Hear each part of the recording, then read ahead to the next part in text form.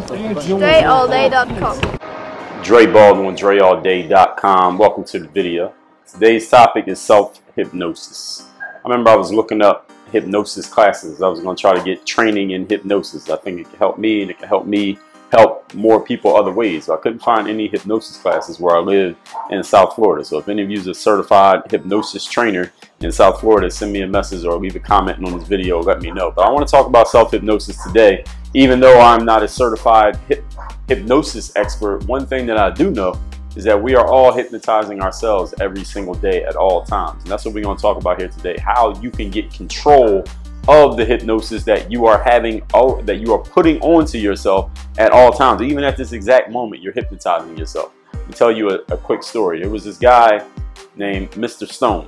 He was known as the biggest insurance salesperson in the town at the time that he was running his business. And because he was so well known, a young salesperson one day who was struggling to sell insurance came to Mr. Stone and asked him if he could help him out. He said, "Mr. Stone, listen, I know you're the most successful guy in town. I'm struggling, really struggling to sell policies. I'm struggling to get new customers. I really need to make some money so I can feed my family. Could you do me a favor?" And this is what he asked him. "Could you write out a list of 10 names and numbers of people that I can call on and offer to sell them, have a sit down with them as prospects and make a sales call with them, and is it okay?" And Mr. Stone said, "You know what? Yeah, I'll do that," because not too many people had had the gumption to even ask the question. So Mr. Stone said, "Yeah, I'll do it." And the young salesperson said, "Hey, thank you, Mr. Stone.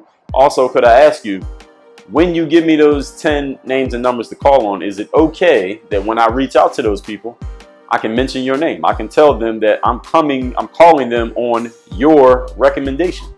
Mr. Stone said, "Sure, you can use my name. Tell them that you're calling on my recommendation, no problem.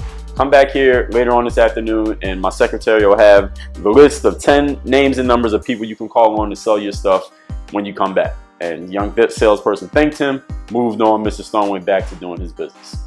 About a week later, the same salesperson comes back into Mr. Stone's office and he says to him, "Mr. Stone, you won't believe it. You gave me those people to call on. I called on all 10. 8 of them bought from me. I had been closing 2 out of every 10 prospects before I came to see you. I closed 8 out of 10 prospects with the 10 names that you gave me. And I still have a meeting with 1 more. So I might even get up to 9 out of 10. This is unbelievable. This is the best work that I've done ever in my sales career. Thank you so much, Mr. Stone. Hey, could you give me 10 more?" You see, figure since the first 10 worked so well, hey, give me 10 more so I can go sell more policies, so I can make myself more money.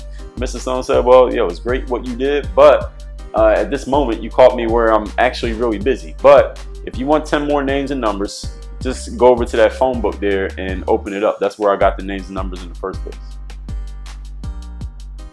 And the young salesperson said, wait a minute. What are you telling me here, Mr. Stone? You're telling me that these 10 people that I called on and I sold 8 of those 10, they were just random people that you grabbed out of the phone book?" He wouldn't accept it. He would not accept that that's where Mr. Stone had gotten that information from. But after a little bit more conversation, Mr. Stone finally convinced him that yes, he absolutely did just grab 10 random names and numbers. 1 out of the A's, 1 out of the B's, C's, all the way down until he had 10 people.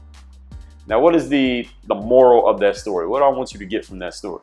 It is that this young salesperson thought the reason why his sales had went up is because he was using this famous, well-known, established guy's name. But that had nothing to do with it, obviously, because the people who he was calling on didn't even know this well-established salesperson.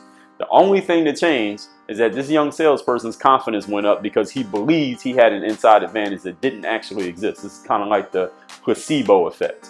What he actually did, and it's the topic of this video, is the young man that hypnotized himself into believing that he had that advantage, and because he was properly and sufficiently hypnotized, his actions and his energy reflected that belief, and therefore he got better results. His skill did not change. He was given the exact same pitch, selling the exact same product. He was the exact same person. He didn't get a new suit or anything like that.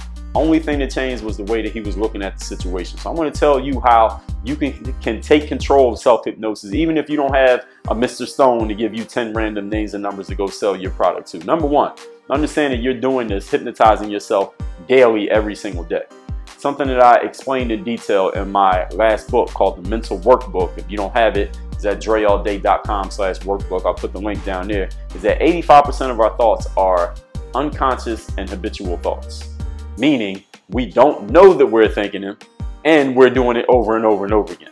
Now that could be a great proposition or a scary proposition depending on how your patterns of thought are designed. Because if you think negatively, if you're a person who goes on the negative quickly, you go on the defensive, you get down quickly, you let any little setback slow you down from going where you want to go, you are hypnotizing yourself with that all the time, 24 hours a day, and you're not even aware that those thoughts are occurring. That may be a pretty good hint into why you're getting the results you're getting in your conscious world, the things that you can see and the things that you're doing. You got to take control of that 85% that is unconscious. You got to make it conscious, and you need to make those habits work for you instead of working against you. I wrote the mental workbook to help you do that. So if you don't have a mental workbook, the link is down there. Again, it's dreallday.com/workbook. Get that book so you don't ever have this problem. That's the number one thing. Number two, this is what you got to do.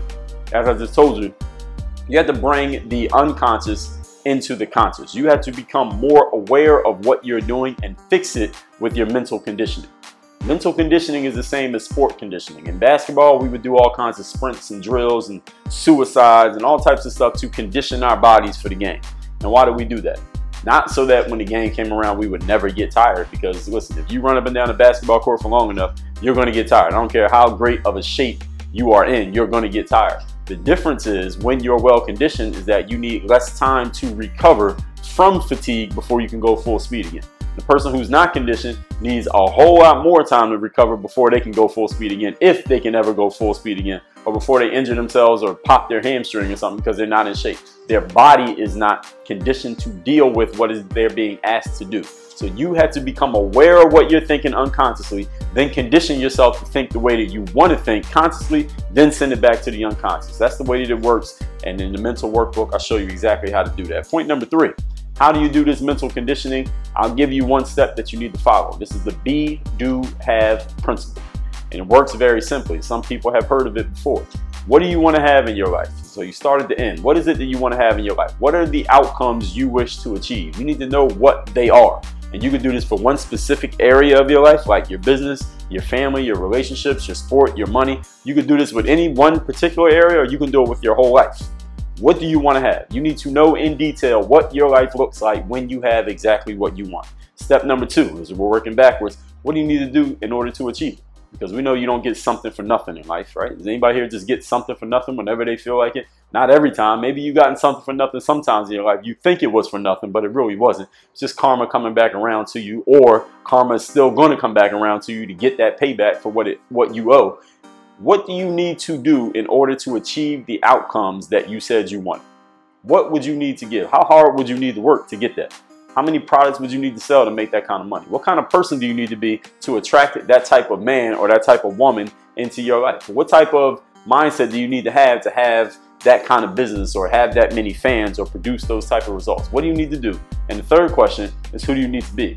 What type of person do you need to become and stay in your life in order to take those actions in order to achieve those results? And a hint to this third one, who do you need to be? If you are already being that person, you would already be doing those actions and you will already have the results. Which means, the long and short of that is, who you are right now is not that person.